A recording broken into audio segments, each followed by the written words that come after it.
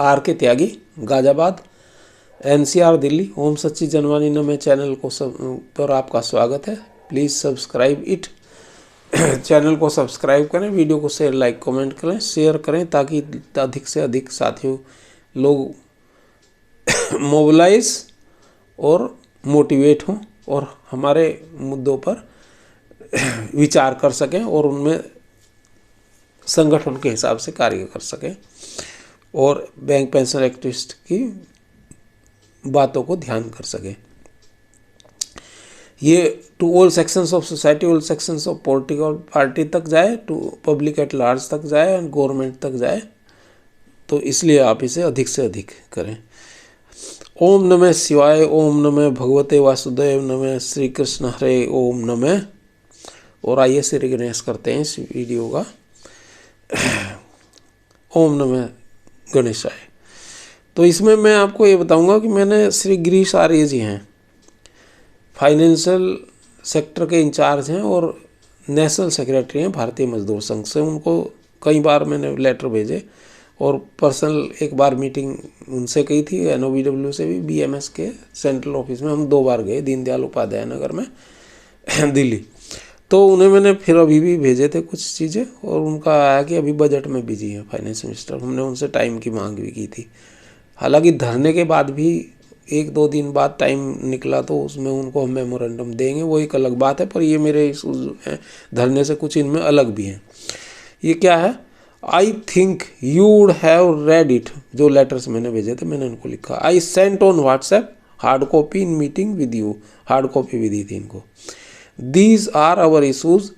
As the retirees post October 12 retirees issues are some additional। भाई post 12 अक्टूबर 12 के retirees के तो कुछ एडिशनल है ना हमारे इशूज जो बाकी के नहीं हैं। Which differentiate two issues of old and senior retirees, they emphasis only on pension updation only, rest issues to put to aside। वो कहते हैं कि भाई इनको छोड़ दो और बाकी सिर्फ पेंशन अपडेशन को रखो। But 60% of total retirees of 7.68 lakhs is post October 12 retirees. Our most important issue are first 4 issues as under to be solved immediately as I requested in meeting and over phone too previously। मैंने phone पे भी इनसे बात करी थी, meeting में भी की थी। Pension updation with special allowance anomaly removal have no meaning for post 12 retirees as maximum increase in special allowance after that is 27% in 2022 settlement। 12वां जो सेटलमेंट है अब जो हो रहा है, we will get 27% less pension in spite of 50%। 27% कम मिलेगी salary की हमें, क्योंकि 27% इन्होंने उसमें डाल दिया स्पेशल अलाउंस में। पहले वो 2011-12 में 7.8% से किया था शुरू, फिर बीच में बढ़ा दिया था। तो हमें पहले इन्होंने पेंशन घटा के 45 के करीब कर दी थी, फिर 41.8 और अभी ये जो है 36.8 हो जाएगी, 36.5। Commutation period 15 to 12 years, another issue important to us. ये हमारा हमने उठाया इस वजह से 2010 के ऊपर वालों को सभी को इफेक्ट कर रहा है। 2010 के बाद जो रिटायर हो रहे हैं। One day I try to contact but your phone not being picked up. Sir मैंने उनको लिखा है, our demands as already mailed to all concern IBA, DFS, UFBU, finance minister, PM and all authorities.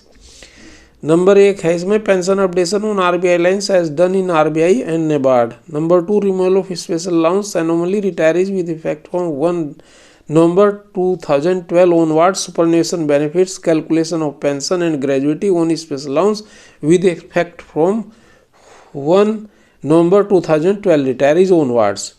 Number 3 है medical health insurance policy ₹4 lakh base policy at bank cost, free of cost to all bank retirees. Number 4 है restoration of pension commutation period to be decreased 3 years, that is 15 years now to 12 years, as rate of interest and investment much lower than earlier time when fixed 15 years। Number 5 है, हाँ, gratuity issue A recalculation issue 26/8 DA included special allowance included etcetera as per ALC and DLC decision. ALC DLC में इन पर decision हुए हैं bank employees के favour में। और 26 दिन तो एक हाई कोर्ट ने भी, आंध्र की हाई कोर्ट ने दिया हुआ है डिसीजन इसमें। B gratuity enhancement of ₹20 lakh with effect from 1/1/2016, ये चीज़ है। और इसमें ये भी बता दूं मैं कि ये केरल हाई कोर्ट ने स्पेशल अलाउंस का इशू एम्प्लॉयज़ के फेवर में दे रखा है, लेकिन वहाँ इन्होंने क्या बदमाशी कर रखी है, कॉरपोरेशन बैंक ने, वो एम्प्लॉयज़ के अगेंस्ट चला गया डबल बेंच में, और डबल बेंच में उसने जो है वो नहीं जमा करी कोर्ट फीस, तो इस वजह से उसकी सुनवाई नहीं चल रही, वो पेंडिंग पड़ा हुआ, पहले कोर्ट फीस जमा करें, चूँकि उन्हें तो रोकना था ना, इसलिए उन्होंने ये बदमाशी करी। ये मैनेजमेंट की बदमाशी होती है और गवर्नमेंट की। अच्छा, these our issues to be solve at priority, thanks and regards, Rajesh Kumar Tyagi, retired central bank of India Ghaziabad. और मैंने फिर उन्हें आगे लिखा, I ask you to have some time to meet FM, you said I will inform. अब इन्होंने कहा था कि मैं बताऊंगा जैसे ही होता है। Sir what happened, is any scope there? तो मैंने इनको लिखा, RK Tyagi, if some time please call me. और इन्होंने फिर मुझे मैसेज करा अगले दिन कि अभी बजट में बिजी हैं इस वक्त सभी लोग, तो अभी पॉसिबल नहीं हो पा रहा। तो ठीक है, ये बात इनकी, बजट में तो बिजी होंगे ही, लेकिन जैसे भी अगर होगा टाइम तो हम इनको कहेंगे, फिर कहेंगे, हम तो पीछे लगे ही हुए हैं। और बजट का भी ऐसा है, मेरे एक साथी ने मुझे लिख के भेजा है, in every budget poor gets subsidy and rich gets rebate, middle class see TV and debate. क्या सुंदर अभिव्यक्ति करिए, in every budget poor gets subsidy and rich gets rebate, middle class see TV and debate. बहुत ही सुंदर अभिव्यक्ति की है इन्होंने, इनको मैं साधुवाद देता हूँ। और एक ये लिखते हैं, टीम वी बैंकर्स से हैं मिस्टर कमलेश जी, इन्होंने एक भेजा है मेरे पास, इन्होंने पम्फलेट बनाई है। ये लिखते हैं, IBA and UFU work as middle man between the bank and employees, therefore this does not seem to be dispute between the employer and employee. Civil जज डॉक्टर DN कोल्हापुर, ये कहते हैं सिविल जज DN कोल्हापुर ने ये कही है अभिव्यक्ति जो मैं बताई आपको। IBA and UFU work as middle man between the bank and employees, therefore this does not seem to be dispute between the employer and the employee. अब आगे वो लिखते हैं, we don't need middle man for fixing our salary and pension, abolish present system consisting of middle man, replacing it with the separate commission for the bank employees. समस्याएं अनेक है, समाधान सिर्फ एक, IBA के बिचौलिए वाली भूमिका से आज़ादी चाहिए, टीम वी बैंकर्स। और इन्होंने एक आर्टिकल भी, वो मैं दूसरी वीडियो में बताऊंगा, टाइम लगेगा तो, वो एक आर्टिकल भी भेजा है मुझे। और